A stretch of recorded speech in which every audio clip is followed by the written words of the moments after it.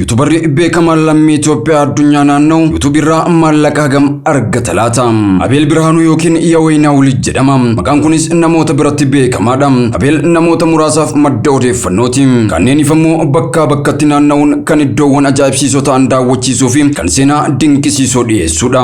Abeel Birhaanuu yuutuubii gubbaatti viidiyoo gadhiisuu erga eegalee waggaa 9 guuteera. Yeroo sanatti lammiileen Itoophiyaa baay'een waltajjii sanarra hin turre. Abeel garuu abdiin kutanne ture. Abeel yuutuubii kan jalqabe hojiiwwan TV, raadiyoo fi beeksisa akkasumas fiilmii maddiitti yuutuubii haa yaalu jedhee ture. Abeel haa eegalu malee yuutuubiin akka jireenya isaa jijjiiru garuu hin tilmaamne ture. Hordoftoota miiliyoonaan lakkaa'amanis nan argadha jedhee hin eegne ture.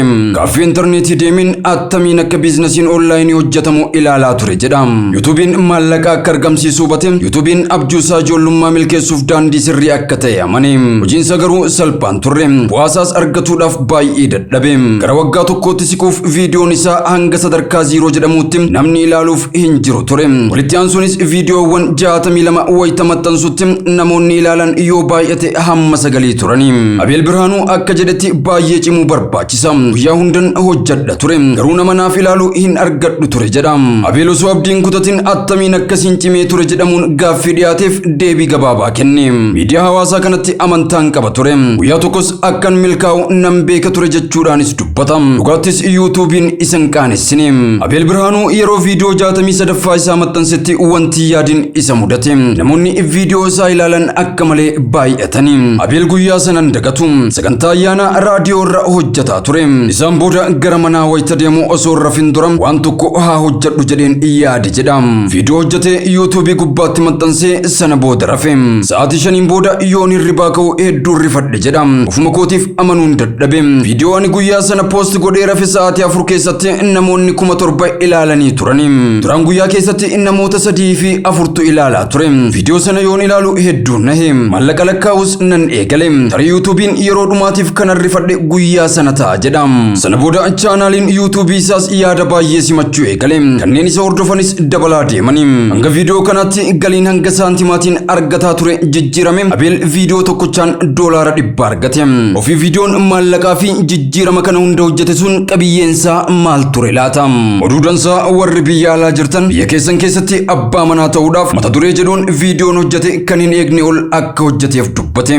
Viidiyoon kunis ibsa baankii biyya keessaa tokko hordofuun kan hojjetame ture. Garuu bakka gammaddeen sun isumaafis ta'e fakkaata.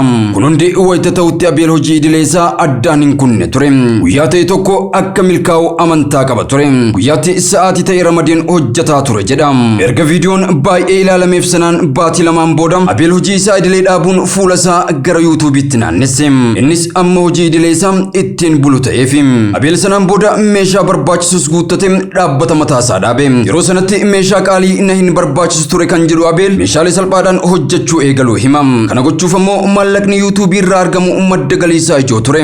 Kaffaltiin yuutuubiin ji'aan kaffaluuf mindaa namoota 50 hanga 60 ta'uu danda'a. Baatii 2 fi 3 jidduutti maallaqa waan hedduu guuttachuu si dandeessisu argatta. Jijjiirama saffisaatu dhufa jechuun dubbata. Isaan booda haalli saffisaan jijjiiramuu eegale. Yeroo baatii hin guunne keessatti hordoftoonni isaa 100 caalani. Amma Abeel namoota 11 dhaabbataa fi yeroodhaaf mindeessee hojjechiisaa jira. Yeroo isaa Finfinneetiin alatti hayyama Ameerikaatti hojjechuu dandeessisus argateera. Chaanaaliiwwan yuutuubii lakkoofsaan 5 ta'an qaba. Lamaan isaanii hordoftoota miiliyoona argachuudhaan badhaasa warqee yuutuubii yookiin YouTube Creator Awards yoo argatan, kan hafan 3 ammoo 100 caaluudhaan badhaasa meetii argataniiru.